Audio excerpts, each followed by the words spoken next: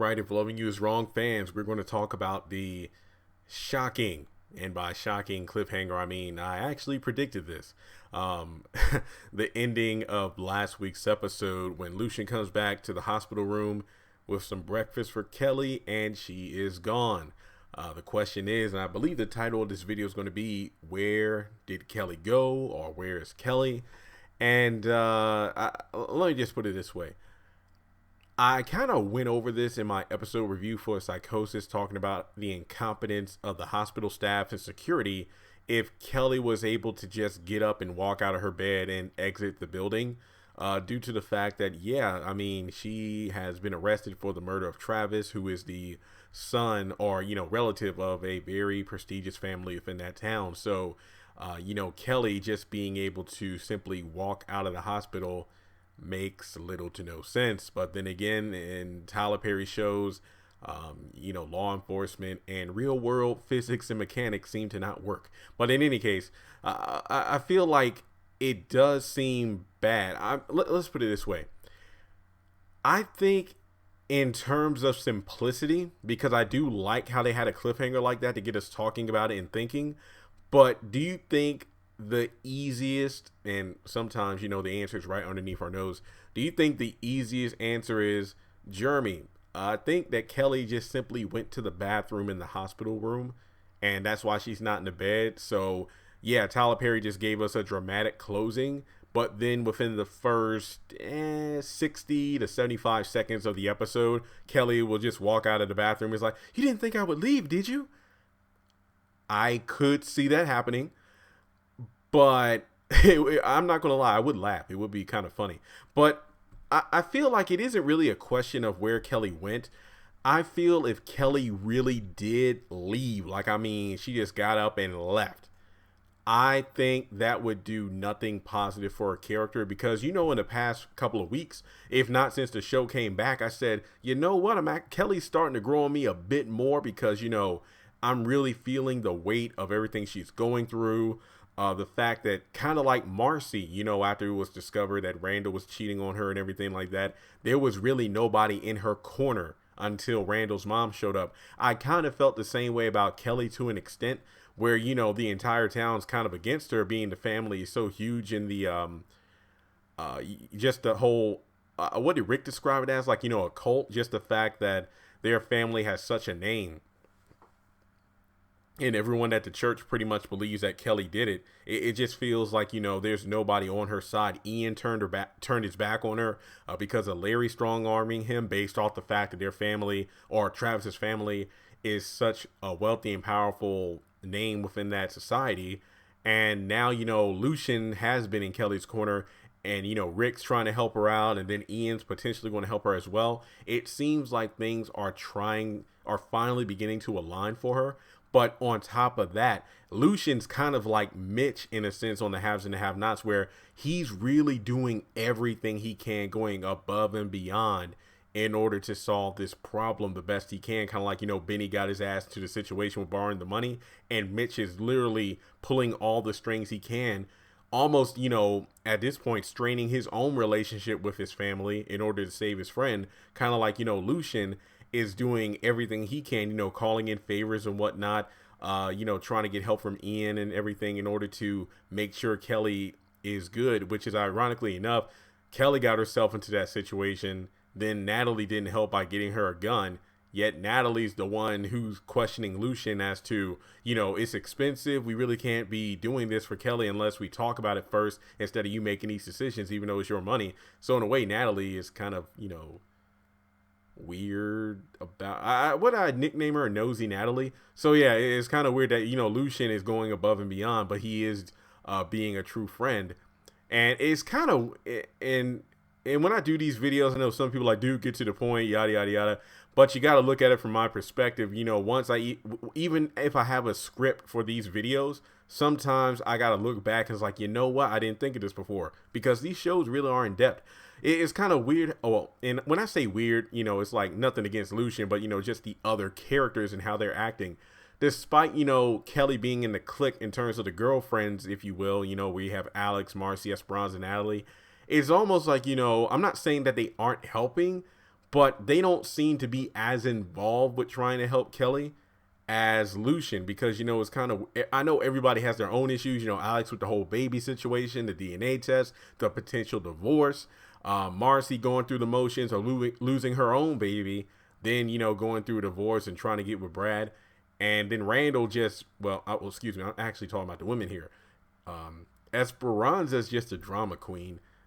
Natalie is kind of like, she gives, I think one of the most helpful things she did was in this last episode where she convinced Brad to give Alex 24 hours. So that was actually good. And then recommended Larry to help out Esperanza for Eddie.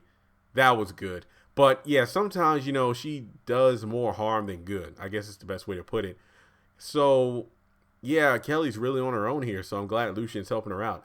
But I think it will be a bad reflection on her character, as I mentioned a few minutes ago, where I probably wouldn't like Kelly as much. Or at least, you know, I was giving her character the benefit of the doubt this season so far, but if she just up and abandoned Lucian after she said that she wouldn't, and then the fact that this man is literally going above and beyond, breaking protocol in order to help his friend, and for her just to get up and leave like that would just be awful. That would just diminish her character a lot for me, because you are literally throwing away all the good help you had. Now, I get it, because, you know, as soon as you could tell on Kelly's face, the moment that Lucian was like, hey, Ian's going to represent you, her face lit up. It was a great moment to see her happy and smiling, even if for a moment, considering everything that's gone down since the shooting. But then as soon as he mentioned that Larry's representing the church, you know, her heart kind of sank, because of the fact that, you know, damn, it's like the one guy who was going to defend me but left is going to defend me, but his partner in this law firm is representing the church, meaning that it's almost like, you know, the immovable force meets the, what is it? The unstoppable force meets the unmovable object. I forgot what the phrase is, but it's pretty much, you know, they're clashing like the spear that can pierce anything and the shield that can't be pierced. There we go. That's the better analogy. So there's not even a good chance of her making it out of this case, because she has a great lawyer. But guess what? He has a partner who's just as good, if not better, representing the church. So I'm screwed either way.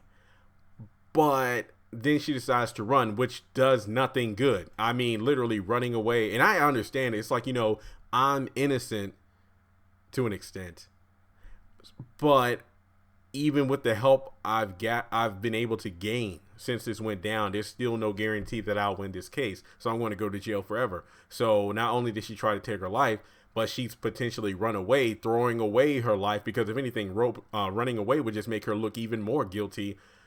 So I've seen a few comments on the episode review, and I really did enjoy the comments I saw, because of the fact that it's a damn shame, because the question really isn't about where did Kelly go, what will the repercussions be for her running away. You know, Lucian, once again, not only uncuffing her, and, you know, she was able to walk around for a bit, and then getting a breakfast, and it was like, look, I need to cuff you at least until I come back. Yeah, if Kelly, Lucian is screwed. Like, you know, if she really is gone, because how are they going to explain, or how is he going to explain that? And can you imagine what Natalie would say, you know, if she found out what went down? It's like, well, I undid the cuffs and she said she wouldn't leave. And, well, to be honest, Lucian, I will admit, that's a very nice gesture. But the fact that Kelly left to her own devices, tried to take her own life, I don't think leaving her alone in a hospital room, and I don't know what was all in the room. I'm not going to say there was a ton of medication or anything, but I'm just saying that maybe leaving her unattended and uncuffed wasn't the best strategy. Now, I'm not calling Lucian a dummy. I'm not doing that at all. It's just that I think that based off recent events, leaving Kelly alone to her own devices in a hospital wasn't the smartest move in that moment. Kind gesture. I know she didn't want to be chained like an animal, but at the same time, there was a bit of emotional and, you know, mental instability there due to her trying to take her own life. So I just don't think that was the best move. That's all I got to say on that.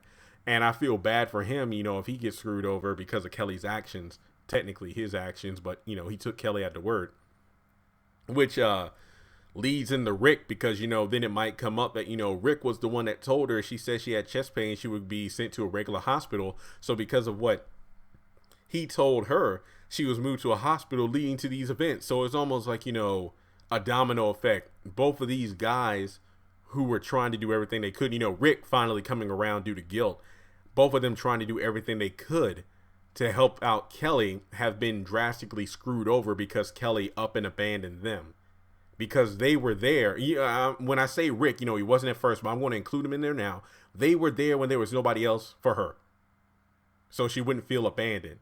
But then in the moment of getting some grace from them, specifically Lucian, she just ups and runs and leaves them high and dry, which is a very, very bad move for a character. Once again, I sort of understand the panic, but running away only makes things worse. But at the end of the day, I don't know where she would go. I doubt that she would just think to go to her house or try to see Justice, because at the moment, Justice was on the school bus and was gone. So I imagine he's at school. Going to the house, I don't think that's a good move. But we'll just have to wait and see. So let me know what you think in the comment section below. Where do you think Kelly went?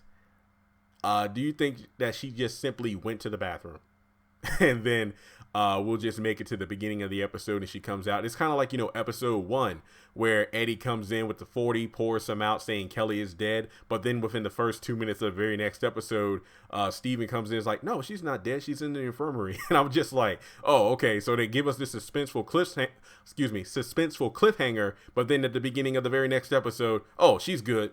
So I feel like that might be what happens in this episode, because I do not think it would do anything positive for Kelly as a character in terms of her likability if she up and ran when there are people legitimately trying to help her. So I hope she didn't run. I hope that she's just in the restroom. Those are my thoughts. Thanks so much for tuning in, guys. And once again, I took a moment to read the comments. Just thank you for the love. My mom's off work until Wednesday, I believe. I know that her and my aunt's oldest son, Rick, and I think my sister as well, they're going to be heading to Richmond on tomorrow to go through her apartment in order to, get everything together. I don't think I'll be able to make it, but I'll probably go home either this Easter weekend or later this month, because I have been home over the past 2 weeks for at least 10 days altogether. So I do need to stay here for a bit and get things done. But just thank you for the prayers and well wishes. I do feel a lot better today. Very sunny in Lynchburg compared to the stormy weather we had last night. I got 9.5 hours of sleep. Decided to make a day trip to Bedford. I've been long overdue for a new pair of jeans. So I went to the Walmart up there, went to get some Sonic, came on back. So I'm just relaxing for the rest of the day and recording. So once again, thank you all so much. And with that being said, I have more videos on the way. Keep subscribing, or sharing the channel around. And yeah, just thank you. These comments really do light me up. I told my mom that, a lot of people are, sending prayers and well wishes your way, and that really helped her out. So once again, I do not take that for granted. So let me stop rambling and get on to the next video. And everybody have a great day. Congratulations on making it to the end of this video. If you like what you just saw, make sure to hit the thumbs up button, or if you have anything you would like to add to the video, make sure to leave your thoughts in the comment section below. If you want to keep up with me on social media, go to the description box. All of my links for social media are right there. Also, if you feel like you would like to donate to the channel, make sure to click on the link to PayPal. Any amount helps. $1, $5, $20. As a full-time YouTuber, any support from my fans really does mean a lot to me. Finally, make sure to hit the subscribe button as well as the bell notification icon. That way you're kept up to date on any new content I post to the channel. Once again, thank you so much for tuning in, and I'll talk to you in the next video.